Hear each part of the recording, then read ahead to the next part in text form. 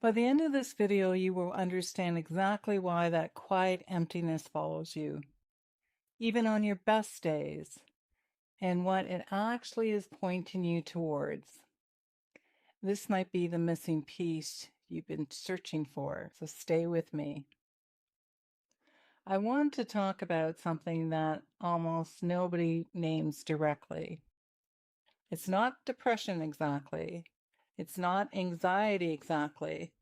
It's a feeling of going through the motions, of watching your own life from a slight distance and having everything look fine on the outside and feeling hollow on the inside. You might be doing all the right things, showing up, contributing, achieving even, but something is missing, and the most disoriented part, you can't explain it to anyone because from the outside, everything looks okay. That feeling has a name. It's called being disconnected from yourself. Not from your circumstances, not from your achievements, from you. From your genuine desires, your authentic feelings, your real voice. That part of you that's separate from what you actually love, what you actually want, what actually matters to you. Most women have been disconnected from that part of themselves for so long, they've forgotten it exists. Oprah Winfrey, one of the most successful women in the world, spoke publicly about spending decades achieving everything the world said would make her happy and still feeling that quiet ache of not quite being fully herself. Not because something was wrong with her, but because she had spent so long being what the world needed her to be, that she had lost that thread back to herself. This is one of the most human experiences that exist, and it is far more common than anyone admits. Here's what I know from over 25 years of doing this work. That emptiness is not meaningless. It is not a flaw, and it is not something to medicate, to push through, or distract yourself from. It is a signal, a message.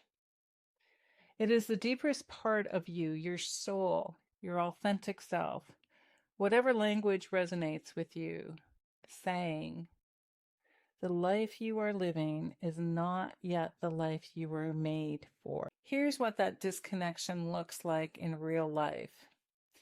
You feel most alive when you're alone.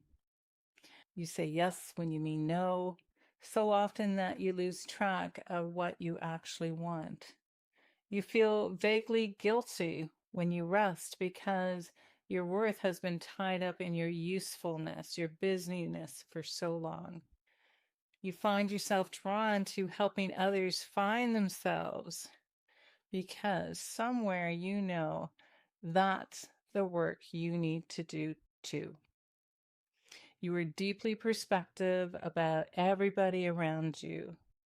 But when somebody asks you what you need, you genuinely don't know what reconnection actually looks like. Now, here's where I want to offer you something real. Most people try to fix this emptiness from the outside in. A new relationship, a new career, a holiday, a change of scenery. And those things might bring temporary relief. But the emptiness returns because the source of it is internal, not external. Reconnecting with yourself, real reconnection, happens in layers.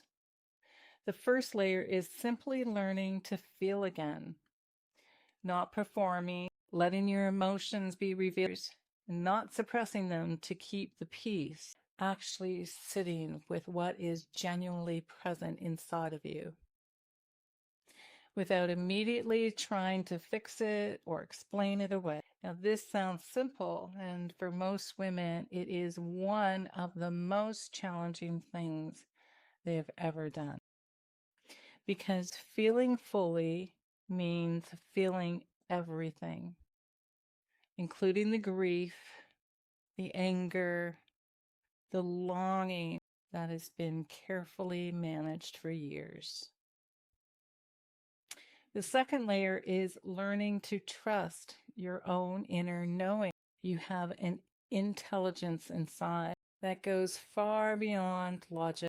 You probably felt it, that quiet certainty about something you couldn't rationalize and explain.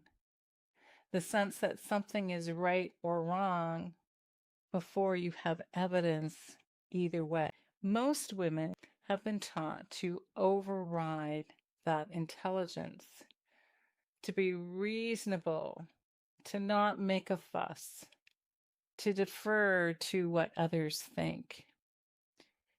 Reconnection means learning to listen to that inner voice again and trust it. Now, the third layer, and this is where the real transformation happens, is meeting the parts of yourself that you've abandoned along the way, because the disconnection didn't happen all at once. It happened in moments, specific moments, where you decided, consciously or not, that a part of you was much too much. It was too risky, too vulnerable to show. Now, going back to those moments with love, with presence, with the wisdom you have now, and reclaiming what was left there. That is where the emptiness finally lifts. Not because life becomes perfect, but because you finally showed up fully in it. If you're watching this and that hollow feeling is familiar, it's not permanent, it is not who you are. It is a doorway, and on the other side of it is the version of you that is more alive, more present, more genuinely herself than you may have ever allowed yourself to be. I know, because I've walked through that door myself, and I've had the honor of guiding other women through it too. If this landed for you, please subscribe, leave a comment, and tell me, do you recognize that emptiness? Well, let's talk about it openly, because you are not alone in this. Share this with a friend in your life who needs to hear this too. And when you're ready to go deeper, reach out. Let's just have a heart to heart. No pressure, no pitch, just a real conversation. Because you haven't missed your story. It's just about to begin. Love is the way back to self. And don't forget, love is your magic.